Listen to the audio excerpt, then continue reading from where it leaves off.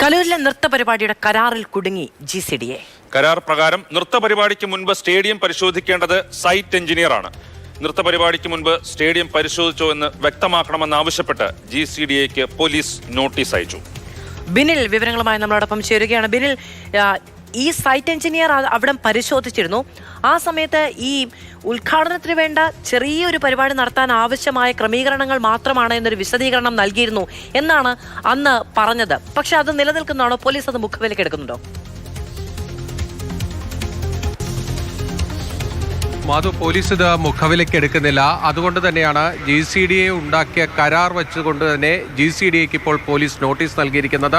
ഈ കരാർ വ്യവസ്ഥയിലെ 4ാമത്തെ ഇനമായാണ് ഈ സ്റ്റേഡിയം ഒരു സൈറ്റ് എഞ്ചിനീയർ പരിശോധിച്ചിരിക്കണം. അതായത് സ്റ്റേഡിയത്തിൽ പരിപാടി നടത്തുന്നതിന് മുൻപ് അത് സൈറ്റ് എഞ്ചിനീയർ പരിശോധിച്ചിരിക്കണമെന്ന് രേഖാമൂലം തന്നെ GCDAയും ഈ സംഘാടകരും തമ്മിലുള്ള കരാറിൽ രേഖപ്പെടുത്തിയിട്ടുണ്ട്. അതുകൊണ്ട് തന്നെ ആ പരിശോധന നടന്നിട്ടുണ്ടെങ്കിൽ ആ താൽക്കാലിക നിർമ്മാണം എന്തുകൊണ്ട് കണ്ടില്ല, അവിടെ അപകടകരമായ രീതിയിലുള്ള നിർമ്മാണ പ്രവൃത്തി ഉണ്ടായിട്ടുണ്ടെങ്കിൽ അതെന്തുകൊണ്ട് തടഞ്ഞില്ല എന്നതാണ് പോലീസ് ഉയർത്തുന്ന ചോദ്യം. ആ കരാർ രേഖകൾ വെച്ചുകൊണ്ട് തന്നെയാണ് പോലീസ് ഇപ്പോൾ GCDAക്ക് നോട്ടീസ് നൽകിയിരിക്കുന്നത്.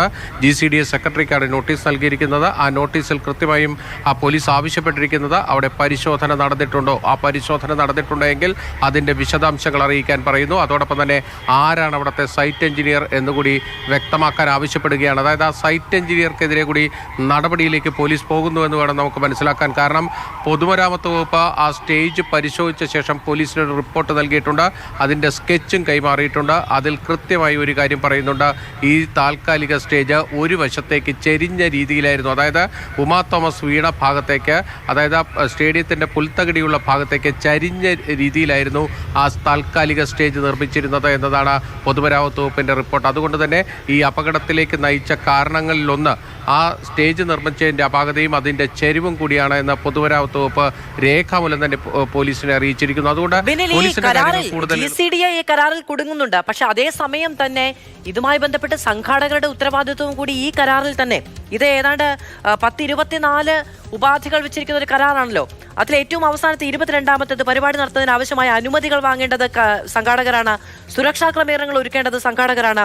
പരിപാടിയുടെ നടത്തിപ്പുമായി ബന്ധപ്പെട്ട യാതൊരു വിധത്തിലുള്ള കഷ്ടനഷ്ടങ്ങൾക്കും അതോറിറ്റി ഉത്തരവാദി ആയിരിക്കുന്നില്ല തുടങ്ങിയ കാര്യങ്ങളുമുണ്ട്.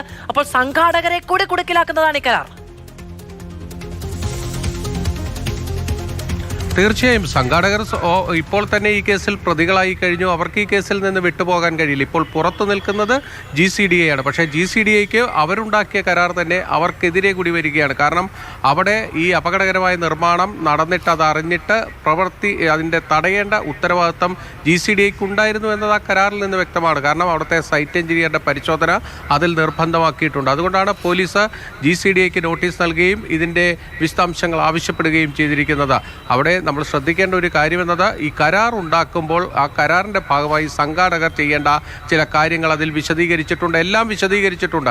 ആ കാര്യങ്ങൾ സംഘാടകർ ചെയ്തിട്ടില്ല എങ്കിൽ സ്വാഭാവികമായും ആ സ്റ്റേഡിയത്തിൽ നടപടിയെടുക്കേണ്ടത് ആ സ്റ്റേഡിയത്തിൻ്റെ ഉത്തരവാദികളും അതിൻ്റെ ഉടമകളുമായ GCDA ആണ്. എന്തുകൊണ്ട് GCDA അതിന് തയ്യാറായില്ല?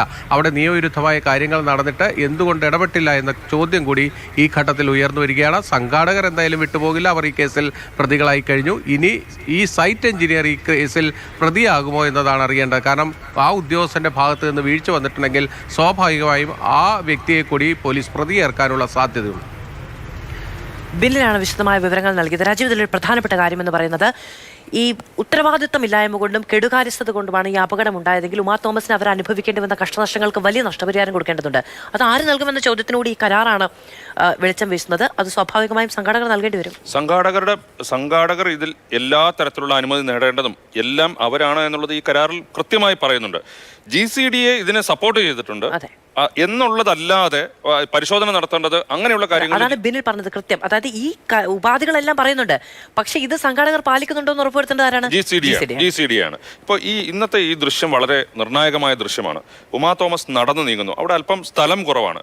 അവിടെ ഈ ഒരു മെറ്റൽ ഹാൻഡ് റെയിലിംഗ് അല്ലെങ്കിൽ ഇത്തരത്തിലുള്ള റെയിലിംഗ് ഉണ്ടായിരുന്നുവെങ്കിൽ അവർ ഒന്ന് ജസ്റ്റ് പുറത്തേക്ക് അല്ലെങ്കിൽ പോകുമ്പോൾ ആ കൈ പിടിക്കാൻ ഉറപ്പിച്ചൊരു സ്ഥലം ഉണ്ടായിരുന്നെങ്കിൽ അവിടെ സാധാരണ രീതിയിൽ കൈ പിടിക്കുന്നു, അവർക്ക് ഇങ്ങനെ ഒരു അപകടം ഉണ്ടാകില്ലായിരുന്നു. അത്തരത്തിലുള്ള റെയിലിംഗ് ഉണ്ടായിരുന്നതിൻ്റെ മുകളിൽ കൂടിയാണ് ഇവർ സ്റ്റേജ് കെട്ടിവെച്ചത്. അതിന് പകരം ഒരു നീല നിറത്തിലുള്ള റിബൺ ക്യൂ മാനേജർ വെച്ച് ഇതൊരു സ്ഥലം ഇങ്ങനെ ഉണ്ട് എന്നുള്ളത് കാണിക്കാൻ വേണ്ടി മാത്രം അതിൽ പിടിക്കുന്നു. ബാലൻസ് തെറ്റി താഴെ പോകുന്ന ദൃശ്യങ്ങളാണ് നിങ്ങൾ അതിന്റെ ആ ഒരു സ്റ്റീൽ ഉപയോഗിച്ചുള്ള ഒരു സ്റ്റാൻഡ് ഉണ്ടല്ലോ, അതിന്റെ വൃത്തം എന്ന് പറയുന്നത് അത് കവർ ചെയ്യുന്നുണ്ട് ആ ഒരു പരിധി. അതിനിടയിലൂടെ ആർക്കും നടക്കാൻ കഴിയില്ല എന്നുള്ളതാണ് അതിന്റെ യാഥാർത്ഥ്യം.